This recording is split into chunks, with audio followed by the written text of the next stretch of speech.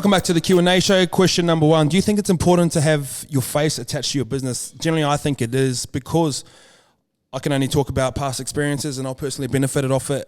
And if you look at YKTR journey from the start, like we had Chico and Corey, obviously they had a lot more followers than I did at the time and still do. And essentially, I didn't even want to be in front of the camera. I wanted to be behind the camera. I loved making content. I loved making films. I loved taking photos at the time. I loved editing. So that was sort of my vibe. And So only reason I started making or getting myself in front of the camera is because there was too much time between like our vlogs. So like I'd only see the boys every 2 weeks or something like that. And if you want to be really real with you, I was living out in Penrith. Normie was in Gladesville. I really couldn't afford to go petrol, like drive out there just for like the sake of a vlog. Although if I had money for petrol a lot more, I would have gone out there a lot more and filmed a lot more content. But I had to be strategic when I was doing that. So I'd wait till him and Chico were around. But then essentially if they were at a away game or Chico was away game, like I couldn't really film anything. So I just started documenting the journey, sort of very a la Gary Vee, document over create. And I just started talking about YKTR and what we're doing in terms of marketing or how I was shipping out of my house. And people were going to me like, how are you selling like $50 t-shirts, but you're shipping out of your house? Like, and I was like, I don't know, it's just the way it is. But people continue to support. And the best thing about putting a face to your brand, you can humanize your brand. So if you think of a store like General Pants or Culture Kings, you go in, you see all these bunch of different brands, but do you really know their backstory? And if you don't have nostalgia to, like, if you're starting a business today, you can't fall back on nostalgia. And what I mean by that is like Nike. Like Nike's been around for so long that we'll have an emotional attachment to it through some way. And here's my emotional attachment to Nike. I remember my first pair of Nike boots. I used to just get warehouse boots.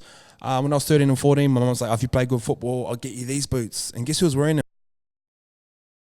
Remember what they look like now? They're Nike, and they sort of had this like strip down the side. And it was sort of the first time the laces got moved to the side of the boot. Like, this is how clear I remember it. And that's nostalgia. That's what makes me buy Nike to this day, because I could never really, like, my family could never really afford it, or it wasn't as accessible to just having normal clothes. Like, I had a few Nike pieces here and there. But like once you got Nike, I was like, holy shit, like this is Nike, you know what I mean? So that's why, like, if I go and buy something, I'll probably buy Nike because I'm attached to the brand through nostalgic feeling.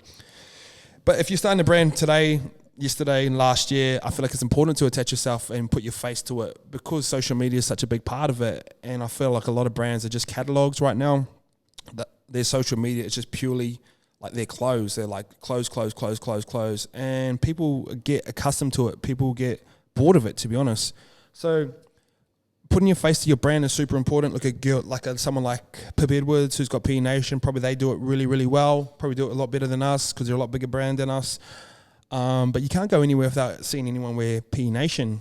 And she's very aggressive in her social media content. She'll post 3 or 4 times a day. Just doing like Pilates, just traveling the world. Like, her life looks like fun, like with her son. And I feel like people really resonate with that, because like a lot of mums, you're like, oh, she's a mum too, like me. And you know what I mean? It's a very smart way of doing it. And to be honest, I don't buy other brands where I don't really know the owners anymore. Probably only big company I probably really buy off is Uniqlo.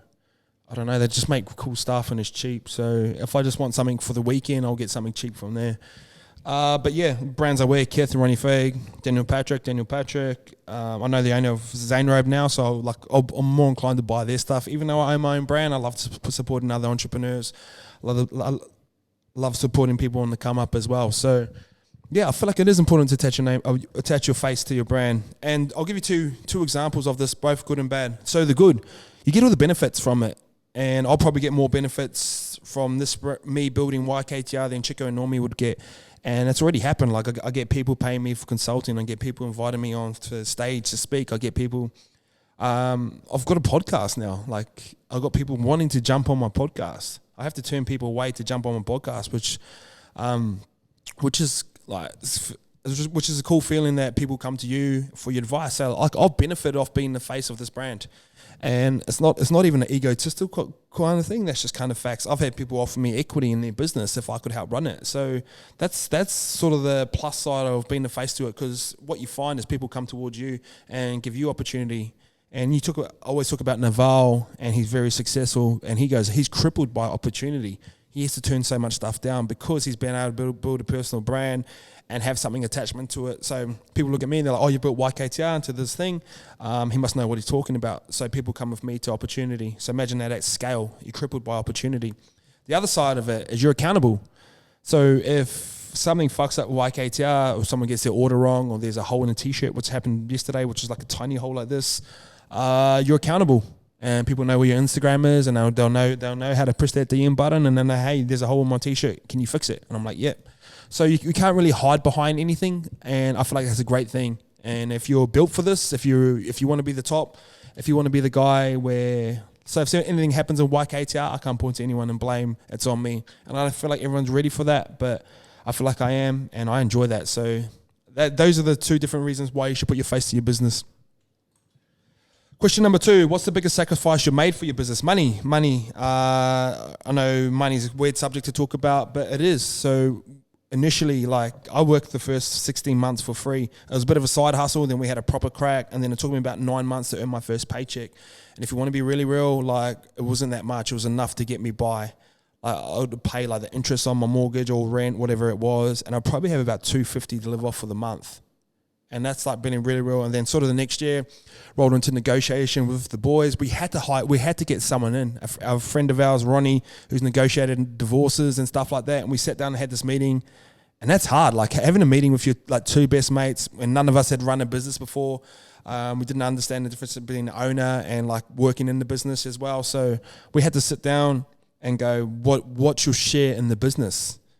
And it was like boom, boom, boom. Didn't all go like, there's a few arguments in there, which is understandable. But once it was done, it was done. And then the other thing was like I was incentive based, so my base salary was low. But if I kept hitting my targets, I'd get bonuses. And that's what Ronnie was saying. He was saying to the boys, if you were playing good football, wouldn't be rewarded better with money?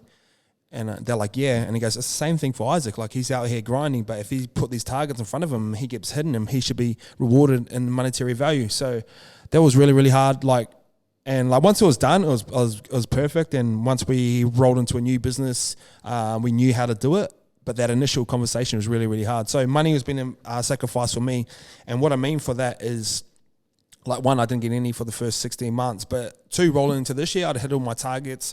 I'm meant to be getting paid more personally, but I go, hey boys, like, I'm probably gonna get paid a bit more than I need to get paid to get by. Like, I'm still get paid all right, but I'm happy to take a pay cut right here, right now, but for the sake of the business, for potentially bringing someone else on. So I don't think that's something everyone could do, especially when you're being the one to build this up, and then you get to a point where you're probably getting what you deserve, and then you go, hey, nah, I'm all right here. Like, let's put this back into a business. Let's put this into a new collection. And I'm not sure everyone can do that. And my reason for that is, like, it's not that I feel guilty. Like, I used to feel bad that I used to get the credit, or I used to get the money for working in the business, even though I was doing all the work, you know what I mean? But more so, I think I got this kind of chip on my shoulder where I feel like I can monetize outside of football, or outside of the business, where I can use the leverage of like Isaac and building YKT up to monetize in other certain ways that doesn't take away from the business. And I got a big chip on my shoulder with that, because a lot of people go, if it wasn't for Chico and Normie, you wouldn't be here. And my analogy of that is like kind of Shaq and Kobe. So like they're like Shaq in the early 2000s. Like, everyone thinks like it's about them, it's good, and which it has been, especially in the early phases. And I feel like I'm Kobe Bryant at that phase, where I was just sort of like the teammate that sort of done what he done. But then I kind of want to go like, oh shit, maybe I can build some stuff on my own. Maybe I want to try and win a ring on my own. And that's the analogy I always go back to. And Kobe Bryant's like my favorite player of all time. So, and I would listen to a conversation he had not too long ago, and he goes, I just had this chip on my shoulder. I just wanted to prove to everyone that I could do it on my own.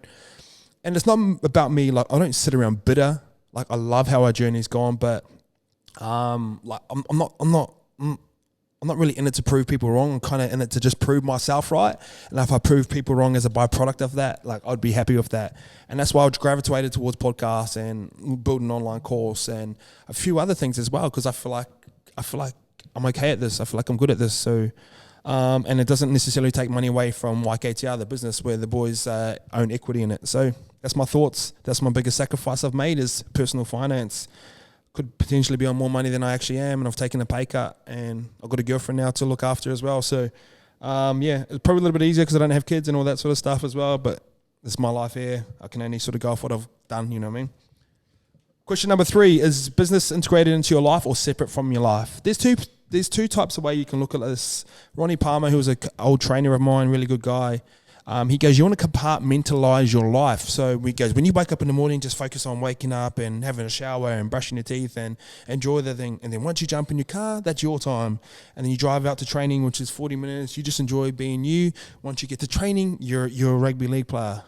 Be the best teammate you can be. Once you finish, that's your time to yourself. Once you get home, you try and be the best partner you can be. And I used to go through that sort of compartmentalizing phase, but I didn't really like it, to be honest, because if you look at the other side of compartmentalizing is like people wait all winter for the summer, or like people work from Monday to Friday so they can have the weekend off. So that's the other side of compartmentalizing, where you're like, oh, let me focus on this little period here and then I can enjoy it. And then you kind of just like go, I can't wait for this next thing to come. I can't wait for this next thing to come. I was actually listening to a guy named Tai Lopez. He's pretty interesting to listen to. He's one of the first people I started listening to. But he said you want to integrate all parts of your life. And I feel like I've got that right now. And even talked about small stuff of like having your gym, having your grocery store, having your house, having your office within 2 kilometers of each other.